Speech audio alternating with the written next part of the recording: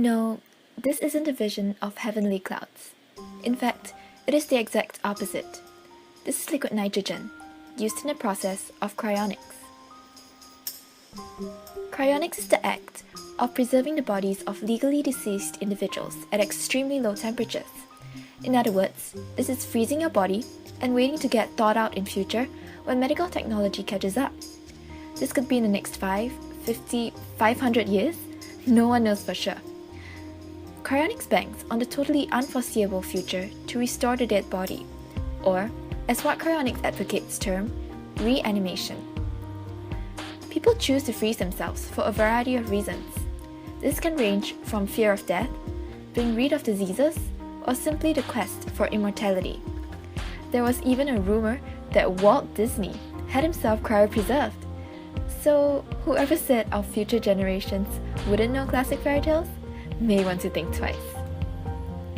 Humankind has always been obsessed with life extension, as can be seen with the multitude of health products and increasing medical procedures. So taking the next step to wanting to live forever is not surprising. This may all sound a little bizarre and out of a science fiction movie, but believe it or not, it is a procedure that has been carried out since the 1970s. There are about a dozen cryonic facilities in the world, including Alcor, Cryocare, and the Cryonics Institute. And, as with every unconventional science procedure, there has been controversy over cryonics. Would the preserved bodies be able to be reanimated in future and be the same individual that we know today? To understand this, let us look at the reasons and why some people believe in cryonics. Firstly, cryonic advocates claim that cryonics will work due to the evidence from cryobiology. This is the science which studies the effects of low temperature preservation. And as of today, individual cells, or more recently, a rabbit kidney, have been successfully cryogenically preserved. Next, they believe that cells can be protected from physical damage through vitrification. This is a step that replaces up to 60% of bodily fluids with a chemical cocktail known as cryoprotectants.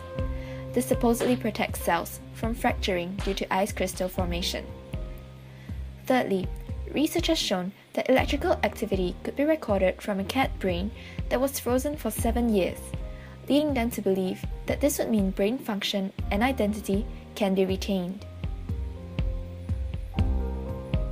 Lastly, they place their faith in nanotechnology to be able to create nanomachines that can fix any damage in cells with accurate precision.